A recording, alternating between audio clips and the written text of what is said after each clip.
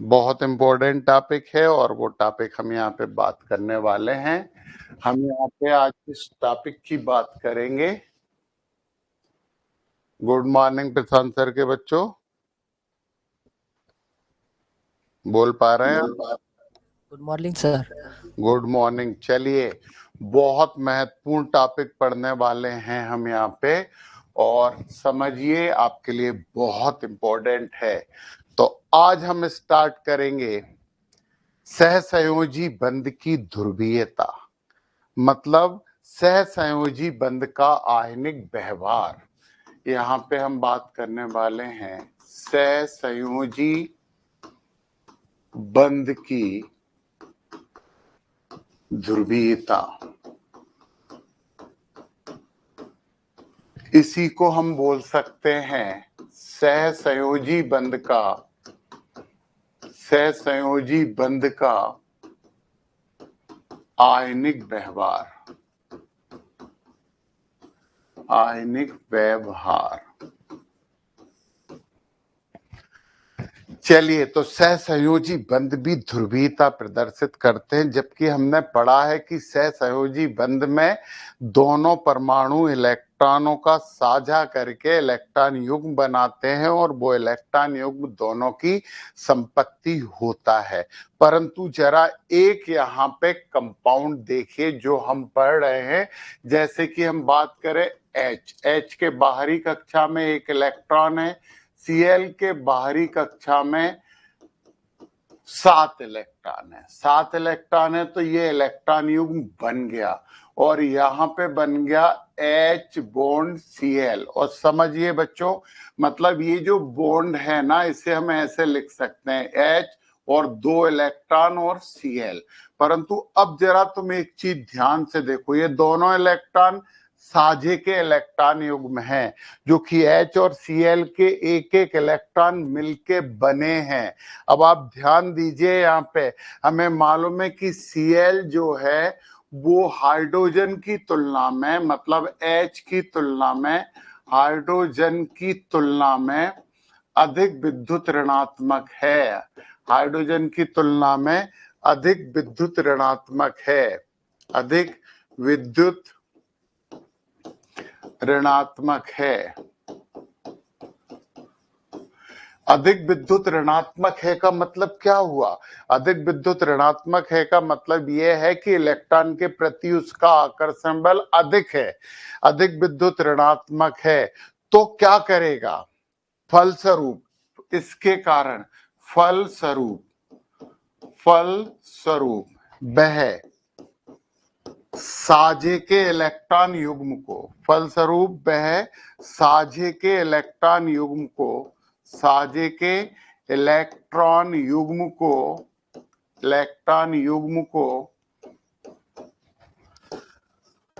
अपनी ओर आकर्षित कर लेता है, अपनी ओर आकर्षित करता है। पता है उसका आकर्षण बल हाइड्रोजन से तो बहुत ज्यादा है, तो वो साझे के इलेक्ट्रॉन युग्म को अपनी तरफ आकर्षित करता है। फलस्वरूप, परिणाम स्वरूप, 2 बार हो गया, परिणाम स्वरूप साझे का इलेक्ट्रॉन युग्म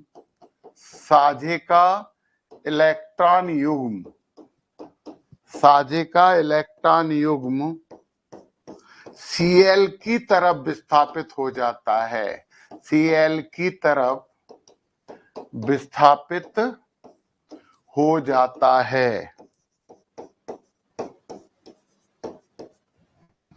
और जब इलेक्ट्रॉन युग्म Cl की तरफ विस्थापित हुआ, मतलब ये इलेक्ट्रॉन बिल्कुल बीच में नहीं रहता है, ये ऐसा हो जाता है। ये इलेक्ट्रॉन किसकी तरफ चला गया? Cl की तरफ। अच्छा ध्यान देना, Cl की तरफ केवल विस्थापित हुआ है, वो Cl उसे लेके भागा नहीं है, वो थोड़ा सा खिसक गया है Cl की तरफ, तो ऐसा हो जाता है। और जब इलेक्ट्रॉन युग्म Cl की तरफ विस्थापित हो जाता है तो Cl पर चूंकि लेके नहीं गया है, आंशिक ऋण आवेश उत्पन्न हो जाता है। Cl पर आंशिक ऋण आवेश उत्पन्न हो जाता है। क्यों उत्पन्न हो जाता है? क्योंकि Cl की तरफ वो इलेक्ट्रॉन युग्म विस्थापित हो गया है, खिसक गया है, ऋण आवेश उत्पन्न हो जाता है।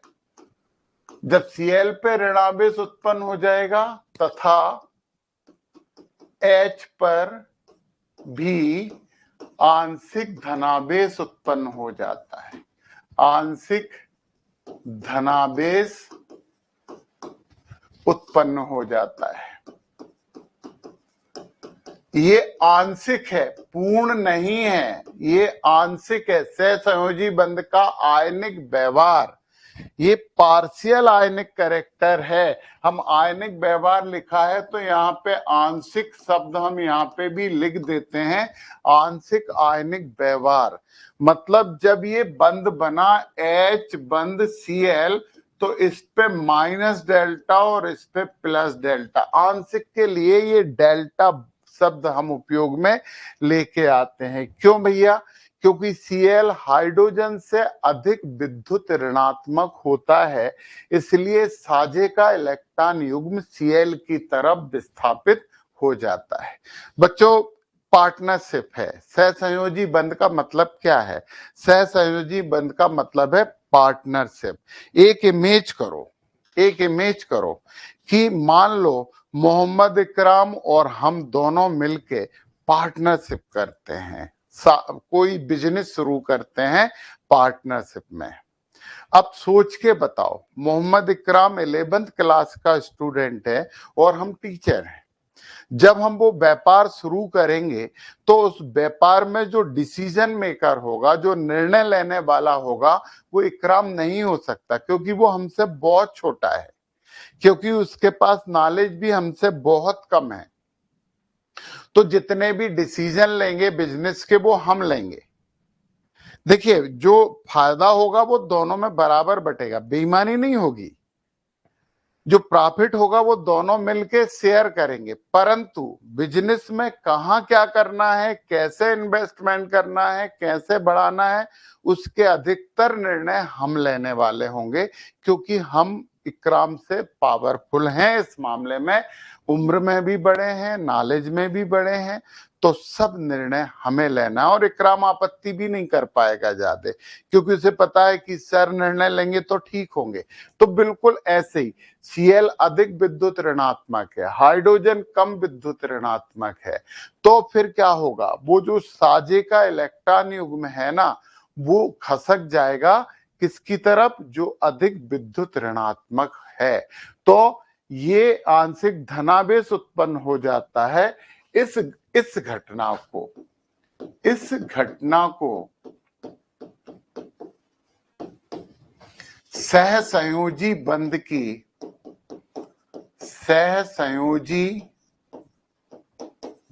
की ध्रुवीयता कहते हैं। पोलैरिटी ऑफ कोवैलेंट बॉन्ड ध्रुवीयता कहते हैं। तो ये कब घटित होगी? सहसंयोजी बंध ध्रुवित कब होगा?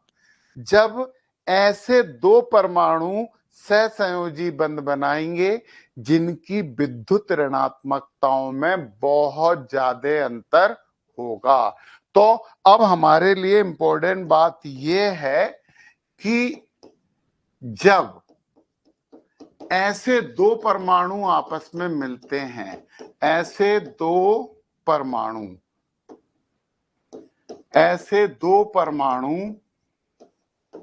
आपस में मिलते हैं जिनकी विद्युत ऋणात्मकताओं में बहुत अंतर होता है, ऋणात्मकताओं में बहुत अंतर होता है,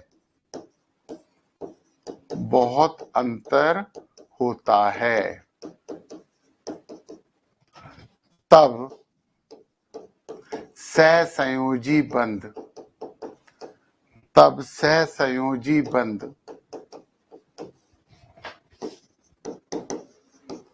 ध्रुवीयता का गुण प्रदर्शित करता है, ध्रुवीयता का गुण प्रदर्शित करता है।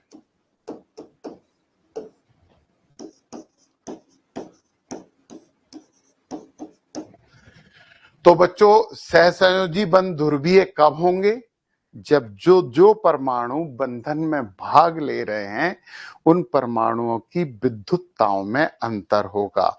यहाँ पे ऋण विद्युतता को हमने प्राथमिकता इसलिए दी है क्योंकि इलेक्ट्रॉन को खींचने का काम मतलब ऋण विद्युतता। सही बात तो यह है कि विद्युत ऋणात्मकता इसी गुण से प्रदर्शित की जाती है कि जो परमाणु साजे के इलेक्ट्रॉन युग्म को अपनी तरफ खींचने की प्रवृत्ति रखता है वो परमाणु विद्युत ऋणात्मक परमाणु कहलाता है। तो बच्चों, ये है सहसंयोजी बंध की ध्रुवीयता। अब यहाँ पे आगे की बात जरा हम करते हैं और ध्यान से समझिए आप जरा। अब हमने देखा कि हाइड्रोजन और क्लोरीन इनके बीच में जो इलेक्ट्रॉन युग्म है वो इसकी तरफ खसक गया। मतलब रहना कहाँ चाहिए था? रहना यहाँ चाहिए था इलेक्ट्रॉन युग्म Cl के बीच, परंतु ये Cl की तरफ खसक गया तो ऐसा हो गया। परंतु हम लिखते इसे ऐसे ही हैं, हम इसे ऐसे ही लिखते हैं, परंतु यहाँ आंशिक ऋणावेश लिखते हैं और ये आंशिक धनावेश लिखते हैं। वो ऋणावेशित हो गया और वो धनावेशित हो गया। और ध्रुवीयता का मतलब ही ये है कि अलग अलग गुण अलग अलग व्यवहार प्रदर्शित कर दिए जाएं तो यह जो गुण है ना, यह गुण ध्रुवीयता का गुण कहलाता है। तो सुनिए यहाँ पे कि इनके बीच की दूरी। अब यहाँ पे एक इंपॉर्टेंट बात हम करते हैं, फिर बहुत महत्वपूर्ण चीजें हैं, सुनिए। अब यहाँ पे हम बात करते हैं द्विध्रुव आघूर्ण। इसे म्यू से प्रदर्शित करते हैं, द्विध्रुव आघूर्ण, और ये प्रदर्शित होता है म्यू से। तो देखिए आप, किसी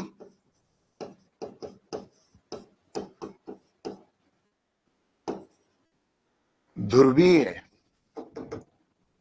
किसी सहसंयोजी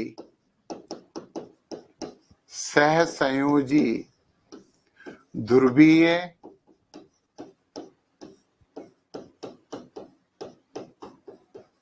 यौगिक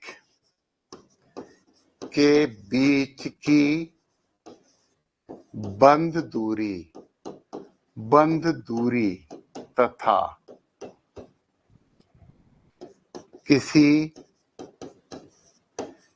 एक आवेश के परिमाण का गुणनफल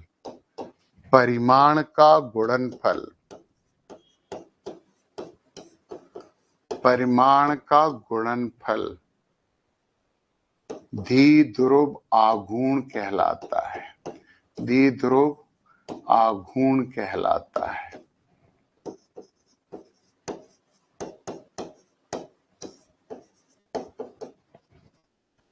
म्यू से प्रदर्शित करते हैं।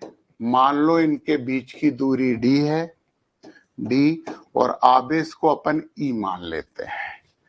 ये E बराबर क्या है? E बराबर माइनस डेल्टा है या प्लस डेल्टा है। हमें यहाँ पे प्लस और माइनस के चिन्ह की बात नहीं करनी है, हमें केवल परिमाण की बात करनी है।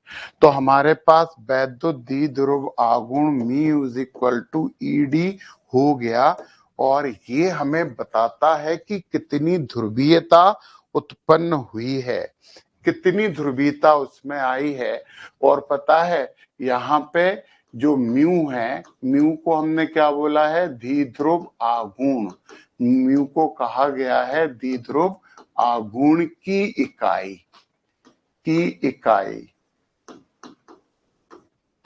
कैपिटल D है और इसे डिवाई बोलते हैं, और कई जगह ये डेवी भी लिखी है, या DeV डिवाई, इसकी इकाई डिवाई डेवी है। तो सीधी सी बात यह है कि म्यू बराबर हो जाएगा E इंटू डी डिवाई, ये इसकी इकाई है। तो जो द्विध्रुव आघूर्ण होता है ना, उस द्विध्रुव आघूर्ण की जो इकाई होती है, उस इकाई को हम कहते हैं डेबी, डिवाई, डिवाई बोला जाता है। सही वर्ड तो ये है डीबी बीवाई, ये द्विध्रुव आघूर्ण है। तो बच्चों, जब जब सहसंयोजी बंध बनता है, और सहसंयोजी बंध बनता है, दोनों परमाणुओं की विद्युतताओं में अंतर रहता है, तो साझे का इलेक्ट्रॉन युग्म उस परमाणु की ओर विस्थापित हो जाता है जिसकी विद्युत ऋणात्मकता अधिक होती है। फलस्वरूप उस पर आंशिक ऋणावेश उत्पन्न हो जाता है और दूसरे वाले परमाणु पे आंशिक धनावेश उत्पन्न हो जाता है। यह घटना ध्रुवीयता कहलाती है, सहसंयोजी बंध की ध्रुवीयता कहलाती है, और इसी से उत्पन्न होता है आयनिक व्यवहार, क्योंकि आयन बन गया। देखो ना, एक पे ऋण आवेश हो गया और एक पे धन आवेश हो गया, तो ये बन गया आयन। बहुत महत्वपूर्ण बात है। तो अब जरा ध्यान से सुनिए, हमने इसकी बात कर ली। अब पता है म्यू, म्यू एक सदिश राशि होती है, म्यू एक सदिश राशि होती है, सदिश राशि होती है। इसकी दिशा, इसकी दिशा ऋण आवेश से धनावेश की ओर होती है। ध्यान देना, उल्टी होती है, ऋण आवेश से धन आवेश की ओर होती है, धन आवेश की ओर होती है। तो जो म्यू है, द्विध्रुव आघूर्ण है, वो हमें बताता है कि कितना आयनिक व्यवहार आया। हमने बोला कि पूर्ण आयनिक व्यवहार नहीं आता है, इससे आंशिक आयनिक व्यवहार आता है, क्योंकि इलेक्ट्रॉन विस्थापित होते हैं, वो लेके नहीं जाता। पूर्ण आयनिक व्यवहार कब आता है? जब एक परमाणु इलेक्ट्रॉन त्याग दे, दूसरा परमाणु इलेक्ट्रॉन ग्रहण कर ले, तो यहाँ पे जो व्यवहार आता है वो पूर्ण आयनिक व्यवहार आता है।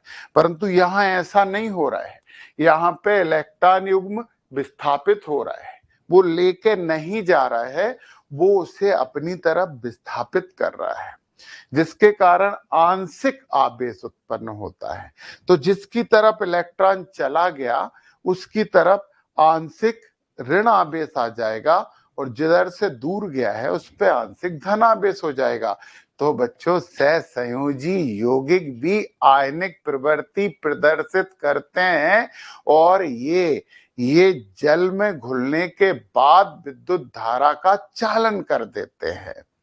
तो इसी कारण आता है। परंतु ये कब आता है? जब ऐसे परमाणु मिले जिनकी वैद्युत ध्रुवीयता में, जिनकी वैद्युतताओं में, वैद्युत ऋणात्मकताओं में बहुत ज्यादा अंतर होता है। चलिए, हम जरा इसकी बात तो और करेंगे। द्विध्रुव आघूर्ण समझ में आ गया है बच्चों को, तो हम आगे बढ़े। द्विध्रुव आघूर्ण मतलब यहाँ पे एक प्लस है और यहाँ पे एक माइनस है, इन दोनों के बीच की दूरी d है, इस पे भी आवेश E है, इस पे भी आवेश E है।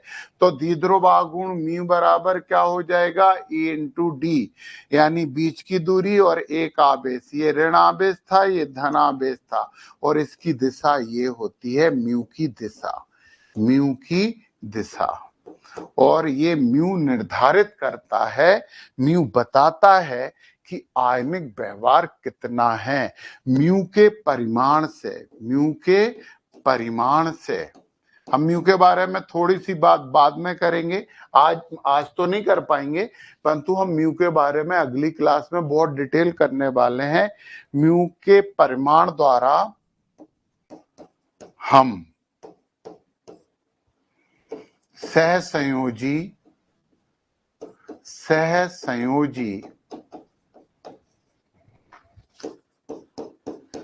यौगिक की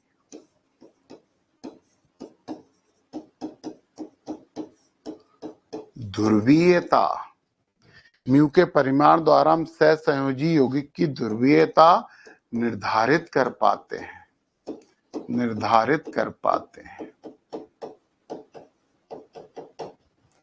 तो म्यू का मान जितना ज्यादा होगा सहसंयोजी यौगिक उतना ही ज्यादा ध्रुवीय हो जाएगा।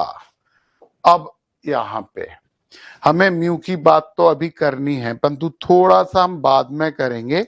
और इससे पहले जरा हमें एक और बात कर लेनी है, और वो बात है हाइड्रोजन बंध। इंपॉर्टेंट है, पेपर में आने वाला है। और अब हम जिसकी बात करने वाले हैं उसे हम कहेंगे हाइड्रोजन बंध।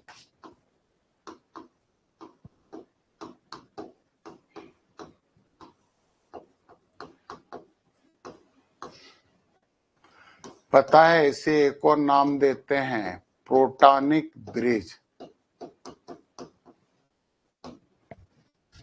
प्रोटॉनिक सेतु हिंदी में भी लिख देते हैं हम, प्रोटॉनिक सेतु। हाइड्रोजन बंध की बात की जा रही है, यहाँ पे प्रोटॉनिक ब्रिज की बात की जा रही है। बहुत इंपॉर्टेंट है, और ये सहसंयोजी यौगिकों की ध्रुवीयता पर ही आधारित है, उसी पे निर्भर करता है। अब यहाँ पे हाइड्रोजन ऑक्सीजन के साथ बंध बनाता है। हाइड्रोजन सवाल है, हाँ पूछिए, क्या पूछ रहे हैं? मतलब सहसंयोजी गुण में आयनिक बंध केवल सिंगल बॉन्ड के साथ उत्पन्न होगा कि मतलब कोई भी बॉन्ड रहेगा तो उत्पन्न हो जाएगा? वैसे तो 90% केस में हम सिंगल बॉन्ड की बात करते हैं, परंतु इसको डबल बॉन्ड से कोई परहेज नहीं है, द्विबंध से कोई बहुत ज्यादा परहेज इसे नहीं है। तो फाइनली हम यहाँ पे सिंगल बॉन्ड की बात ज्यादा करेंगे, परंतु ऐसा नहीं है, ये द्विबंध में भी उत्पन्न हो सकता है। समझ गए ना? द्विबंध में भी ये थोड़ा उत्पन्न होता, परंतु 90% केस जो होंगे हमारे सिंगल बॉन्ड वाले होंगे। हम द्विबंध की बात भी करेंगे, परंतु अभी जरा ये बहुत इंपॉर्टेंट बात है, ये समझ लो जरा। हाइड्रोजन के पास तो एक ही इलेक्ट्रॉन होता है। हमें मालूम है कि जो ऑक्सीजन है वो है, मतलब ये क्या है, ये है ऑक्सीजन। ओ एच मतलब हाइड्रोजन, हाइड्रोजन से अधिक विद्युत ऋणात्मक है, से अधिक विद्युत ऋणात्मक है, जिसके कारण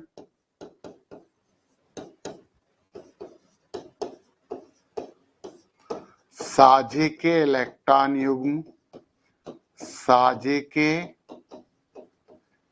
इलेक्ट्रॉन युग्म O की तरफ विस्थापित हो जाते हैं।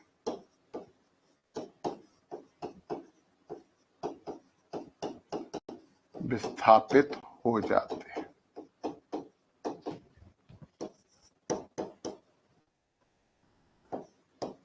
ये जो साझे के इलेक्ट्रॉन युग्म है, ये दोनों कहां चले गए? O की तरफ। देखते जाओ जरा, क्या बना? H। ये O के पास ज्यादा आ गए, तो O पे इसके कारण भी माइनस डेल्टा और इसके कारण भी माइनस डेल्टा आ गया। H पे प्लस आ गया और H पे प्लस आ गया। तो अब हम ऐसे ही लिखते हैं HOH, इस पे माइनस डेल्टा, इस पे प्लस डेल्टा और इस पे प्लस डेल्टा। हम ऐसे लिख सकते हैं नीचे ये। तो जिसके कारण साझे के इलेक्ट्रॉन युग्म O की तरफ विस्थापित हो जाते हैं, और उस पर आंशिक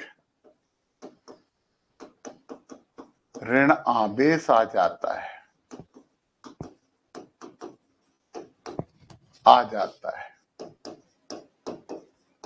तथा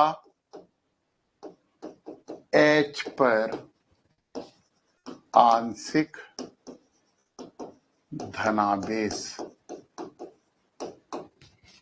उत्पन्न हो जाता है। अब सुनो जरा, ये हाइड्रोजन का एक व्यवहार समझिए, हाइड्रोजन के बारे में एक जानकारी सुनिए, एक व्यवहार समझिए। हाइड्रोजन के पास तो एक ही इलेक्ट्रॉन होता, वो ही उससे दूर चला गया, तो हाइड्रोजन थोड़ा सा प्रोटॉन के जैसा व्यवहार करने लगता है ना, उत्पन्न हो जाता है। चूंकि हम यहाँ पे लिख रहे हैं ये बात, चूंकि हाइड्रोजन के पास एक ही इलेक्ट्रॉन होता है, एक ही इलेक्ट्रॉन होता है, और वो भी उससे दूर चला गया, वो भी उससे दूर चला गया।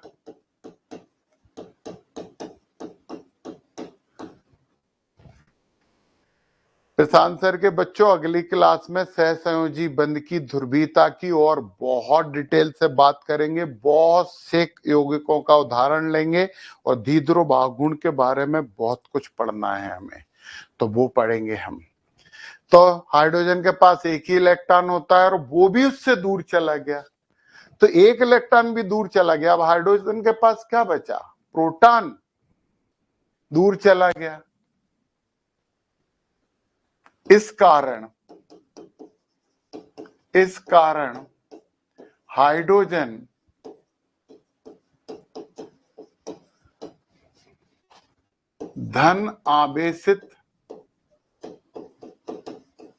धन आवेशित कण अर्थात प्रोटॉन जैसा व्यवहार करने लगता है,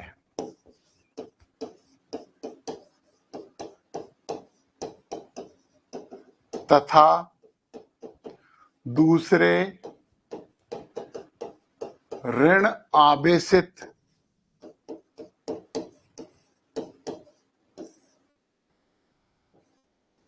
परमाणुओं को, ऋण आवेशित भाग लिख देते हैं, भागों को आकर्षित करने लगता है।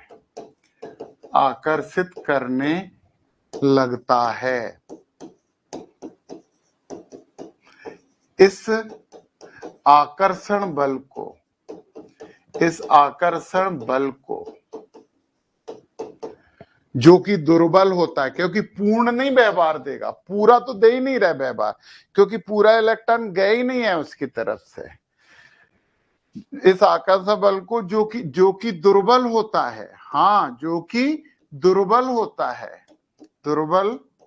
है, हाइड्रोजन बंध कहा जाता है। हाइड्रोजन बंध कहा जाता है। समझिए ये बात हाइड्रोजन के बारे में स्पेसिफिकली क्यों कही गई है, क्योंकि हाइड्रोजन के पास केवल एक ही इलेक्ट्रॉन होता है, और ये अकेला इलेक्ट्रॉन भी दुश्मनों ने अपनी तरफ खींच लिया, तो अकेला इलेक्ट्रॉन भी अधिक विद्युत ऋणात्मकताओं वाली तरफ चला गया। अब हाइड्रोजन का व्यवहार तो थोड़ा थोड़ा प्रोटॉन जैसा हो जाएगा, क्योंकि उसके पास तो प्रोटॉन ही बचा ना जो उसके पास है, इलेक्ट्रॉन तो उससे थोड़ा सा दूर चला गया ना, तो वो दूसरे ऋणावेशित भागों को आकर्षित करने लगेगा। तो पता है, ये हाइड्रोजन बंध बन जाता है। ये दुर्बल होता है, दुर्बल इसलिए होता है कि बीच की बात हो गई, वो पूरा प्रोटॉन जैसा व्यवहार नहीं करेगा, क्योंकि वो इलेक्ट्रॉन युग्म है तो उसके पास, परंतु उससे दूर है। समझ में आई? वो इलेक्ट्रॉन युग्म उसके पास है, परंतु वो थोड़ा सा उसके दूर है, जिसके कारण वो अपना गुण थोड़ा कम प्रदर्शित करेगा। इसलिए ये बंध जो होता है वो दुर्बल बंध होता है, परंतु इसके बड़े प्रभाव होते हैं। इनके प्रभावों की भी बात हम करने वाले हैं। अभी तो जरा हाइड्रोजन बंध के प्रकार देखते हैं। हाइड्रोजन बंध दो प्रकार के होते हैं। हाइड्रोजन बंध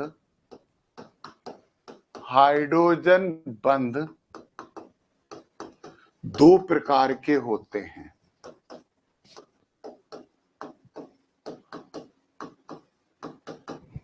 नंबर 1,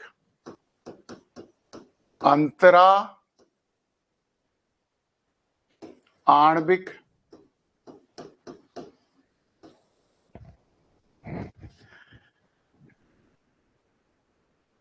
और नंबर 2, अंतः आणविक।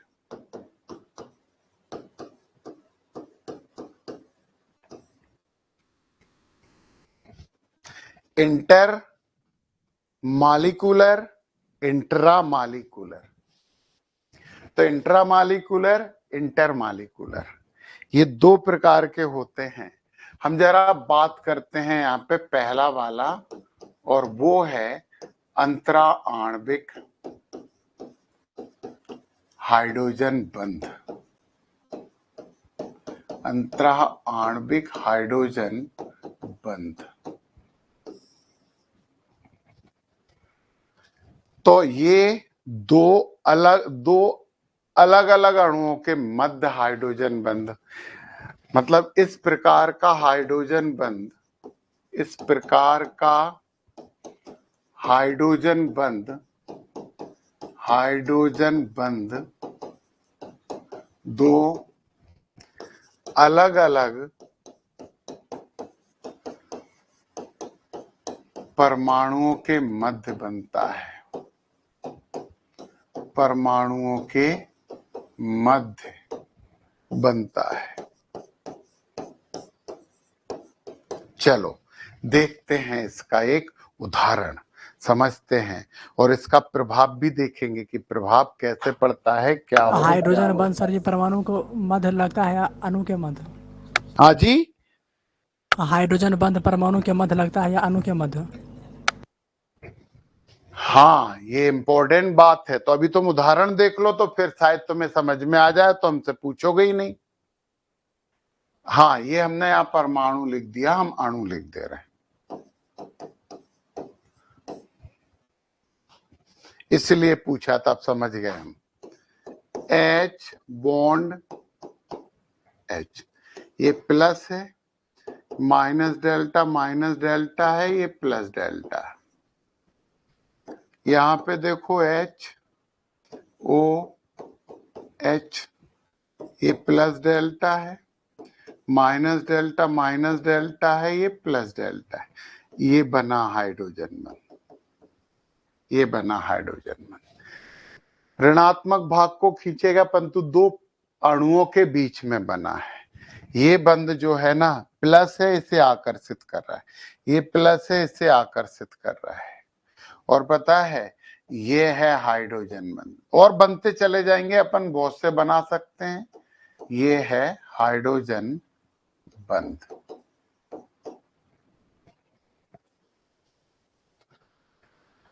तो ये, इसे हम कहते हैं अंतरः आणविक हाइड्रोजन बंध। तो देखिए जरा, यहां पे दूसरा वाला समझे। अच्छा, इस बंध के कारण ही जल द्रव होता है। हम यहां पे लिख दें, जल के विभिन्न अणुओं के मध्य, विभिन्न अणुओं के मध्य बनने वाले हाइड्रोजन बंध के कारण ही, हाइड्रोजन बंध के कारण ही जल द्रव अवस्था में रहता है, द्रव अवस्था में रहता है।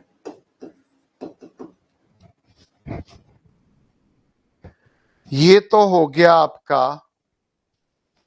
अंतरा आणविक हाइड्रोजन बंध। अब हम दूसरा हाइड्रोजन बंध पढ़ रहे हैं, और वो है अंतः आणविक। अंतः आणविक हाइड्रोजन बंध, हाइड्रोजन बंध। दूसरा वाला, तो ये जो अंतः आणविक हाइड्रोजन बंध है ना, ये अंतः आणविक हाइड्रोजन बंध एक ही अणुओं में, इस प्रकार का हाइड्रोजन बंध, इस प्रकार का हाइड्रोजन बंध, हाइड्रोजन बंध एक ही परमाणु में, एक ही अणु, फिर हमने परमाणु लिख दिया, एक ही अणु में बनता है।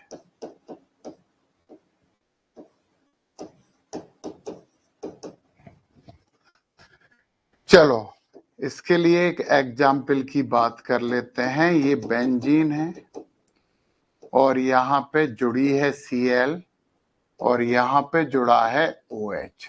इस पे पार्शियल प्लस चार्ज आ जाएगा, इस पे पार्शियल नेगेटिव होगा और ये बन गया यहाँ पे हाइड्रोजन बंध, हाइड्रोजन बंध,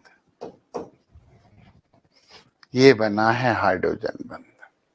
एक ही अणु के मध्य बनता है, जिससे रासायनिक क्रियाओं में थोड़ी सी जटिलता आ जाती है, थोड़ी सी रासायनिक अभिक्रियाओं से ये दूर हटता है, कमी आ जाती है इसमें। इसका हमें बहुत ज्यादा उपयोग नहीं है, परंतु अंतरा आणविक हाइड्रोजन बंध हमारे लिए बहुत महत्वपूर्ण होता है। एक प्रश्न पूछा जाता है जनरली, सामान्यता, बहुत रेगुलर प्रश्न है, सालों से पूछते हैं। सुनिए वो प्रश्न क्या है। H2O प्रश्न है हमारे पास। H2O द्रव है, जबकि H2S गैस, ऑक्सीजन तथा सल्फर एक ही समूह में है, एक ही समूह में है। इनकी बाहरी कक्षाओं में, इनकी बाहरी कक्षाओं में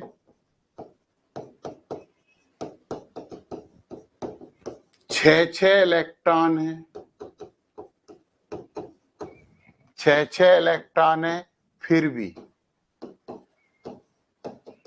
H2S गैस है तथा H2O द्रव।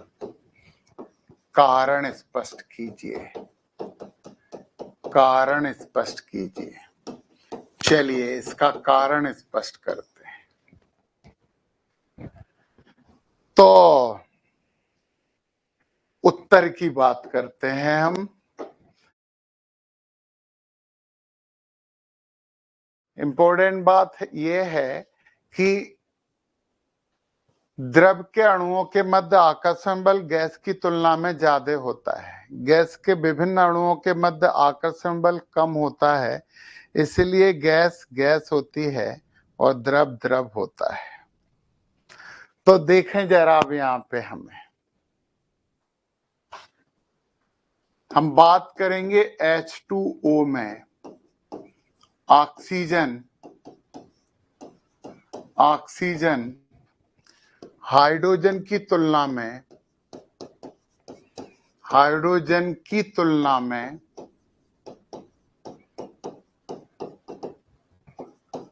बहुत अधिक ऋणात्मक है,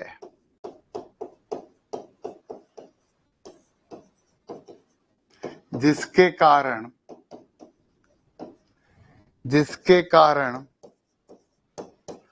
H2O ध्रुवीय हो जाता है तथा इसमें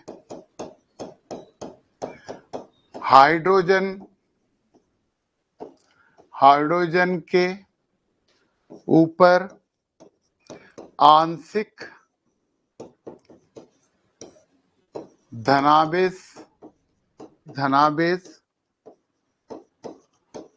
उत्पन्न होने के कारण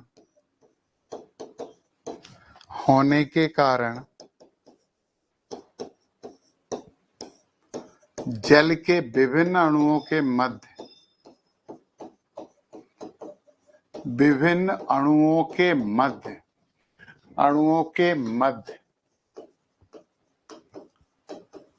हाइड्रोजन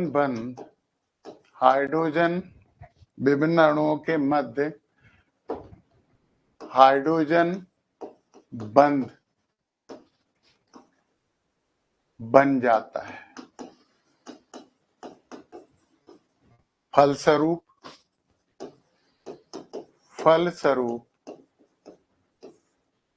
जल के विभिन्न अणु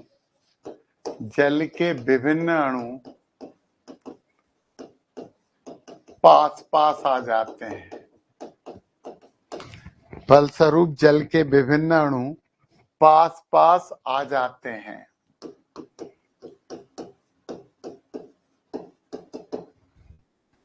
और यह द्रव अवस्था में आ जाता है, जबकि H2S अध्रुवीय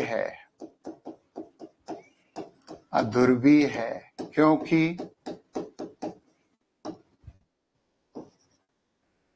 इसमें उपस्थित सल्फर कम विद्युत ऋणात्मक है।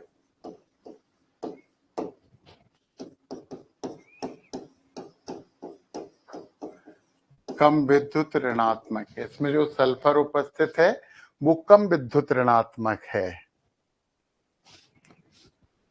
अतः H2S के विभिन्न अणुओं के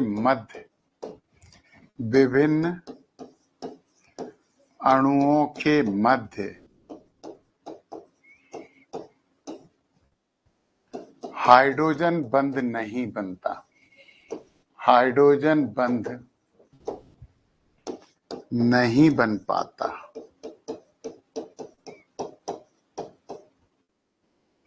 इसलिए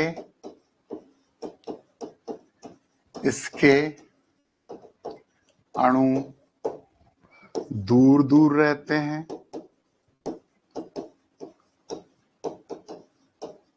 और यह गैसीय अवस्था में रहता है पाया जाता है। तो सीधा सा आंसर था, इतना लंबा हमने यहाँ पे लिख दिया है, बहुत सीधा आंसर था कि H2O के विभिन्न अणुओं के मध्य हाइड्रोजन बंध बनता है, H2S के विभिन्न अणुओं के मध्य हाइड्रोजन बंध नहीं बनता, क्योंकि H2O ध्रुवीय अणु है और H2S अध्रुवीय है। बस 2 लाइन में हम उत्तर लिख सकते थे इसका, परंतु ये समझाने के हिसाब से लिखा। पेपर में 1 नंबर का आएगा तो आप बता सकते हो कि H2O ध्रुवीय अणु होने के कारण इसके विभिन्न अणुओं के मध्य हाइड्रोजन बंध बन जाता है, जबकि H2S ध्रुवीय नहीं है क्योंकि सल्फर कम विद्युत ऋणात्मक है, इसके विभिन्न अणुओं के मध्य हाइड्रोजन बंध नहीं बनता, अतः ये गैसीय अवस्था में मिलता है। समझ में आ गई हमारी बात ये? अब जरा एक बहुत इंपॉर्टेंट बात सुन लो। ये बात तो आप लोगों ने समझ ही ली है, अब सुनिए जरा।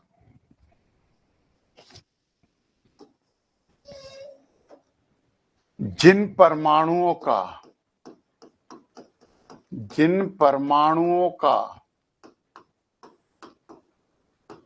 संयुक्त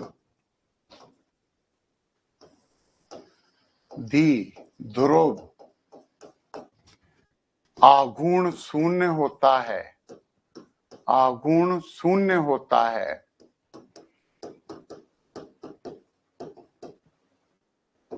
वह परमाणु सममित, सममित में अपन रेखीय भी बोल सकते हैं। रेखीय संरचना प्रदर्शित करते हैं। काम की बात है, संरचना की बात हमने यहाँ की है, प्रदर्शित करते हैं। सुनिए और समझिए इस बात को। तथा जिन परमाणुओं का म्यू, अच्छा म्यू अच्छे से नहीं लिखा है, जिन परमाणुओं का म्यू, चलो लिख देते हैं, द्विध्रुव आघूर्ण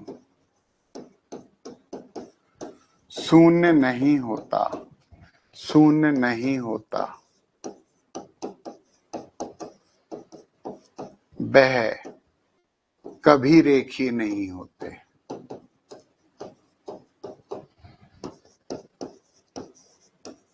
परिणामी द्विध्रुव आघूर्ण लेते हैं हम, C double bond O double bond O, ये ध्रुवीय है परंतु जितना इस तरफ है उतना ही इस तरफ है, इसका परिणामी द्विध्रुव आघूर्ण हो गया 0, इसलिए ये रेखीय संरचना प्रदर्शित करता है। इसके बीच 180 डिग्री होता है।